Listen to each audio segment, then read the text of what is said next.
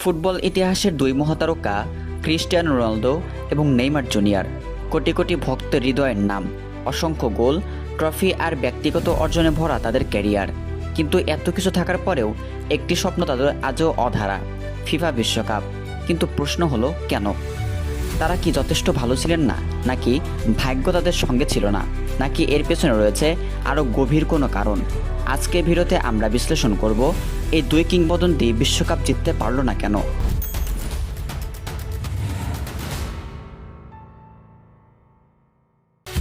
প্রথমে আসা যাক রোনালদোর কথায়। রোনালদো 2006 সাল থেকে 2022 সাল পর্যন্ত 5টি বিশ্বকাপ খেলেছেন। 2006 সালে পর্তুগাল সেমিফাইনালে উঠেছিল। এরপর 2010, 2014 এবং 2018 ও 2022 সালে কোনোবারই তারা ফাইনালে পৌঁছাতে পারেনি, কারণ প্রতিবারই তারা মুখোমুখি হয়েছে আরও বড় ভারসাম্যপূর্ণ দলগুলো, যেমন স্পেন, জার্মানি, ফ্রান্স, মরক্কো। প্রতিটি ম্যাচে দেখা গেছে শুধু রোনালদোর ওপর নির্ভর করে বিশ্বকাপ জেতা যায় না।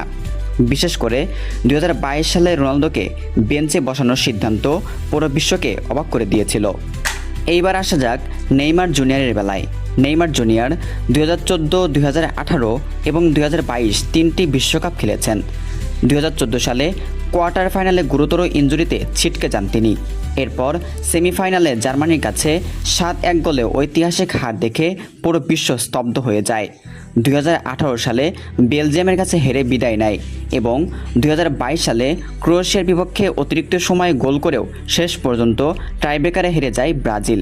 অর্থাৎ নেইমার ব্যক্তিগতভাবে ভালো খেললেও দল শেষ মুহূর্ত ব্যর্থ হয়েছে।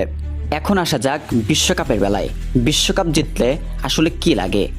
বিশ্বকাপ জিততে শুধু একজন সুপারস্টার যথেষ্ট নয়। এরপরে রয়েছে শক্তিশালী পুরো স্কোয়াড, সঠিক কোচিং, কৌশলগত পরিকল্পনা, ইনজুরি থেকে মুক্ত থাকা এবং অনেক সময় ভাগ্যেরও কিন্তু সাহায্য লাগে। 1998 সালে ব্রাজিল হেরেছে, 2014 সালে জার্মানি চ্যাম্পিয়ন হয়েছে, 2018 সালে ফ্রান্স এবং 2022 সালে আর্জেন্টিনা। প্রতিটি দলই ছিল ভারসাম্যপূর্ণ এবং সঠিক সময়ে সেরা পারফরমেন্স করেছে।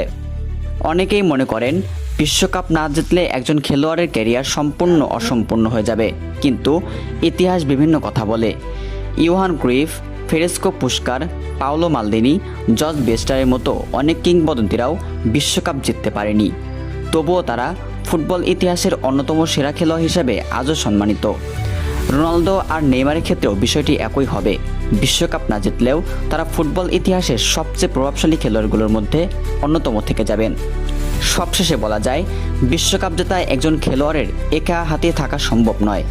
এখনও ইনজুরি, কখনো দুর্বল দল, আবার কখনো কঠিন প্রতিপক্ষ, আবার কখনো সামান্য ভাগ্যের অভাব, সব মিলিয়ে তৈরি হয় বিশ্বকাপের গল্প। রোনালদো এবং নেইমারের হয়তো বিশ্বকাপ ট্রফি হাতে তুলতে পারেনি, কিন্তু তারা কোটি কোটি মানুষের হৃদয়ে যে জায়গা করে নিয়েছে সেটা তাদের সবচেয়ে বড় অর্জন। আপনার মতে রোনালদো আর নেইমারের মধ্যে কে বিশ্বকাপ জেতার সবচেয়ে বেশি যোগ্য ছিলেন আর কেন? আপনার মতামত অবশ্যই কমেন্টে জানাবেন।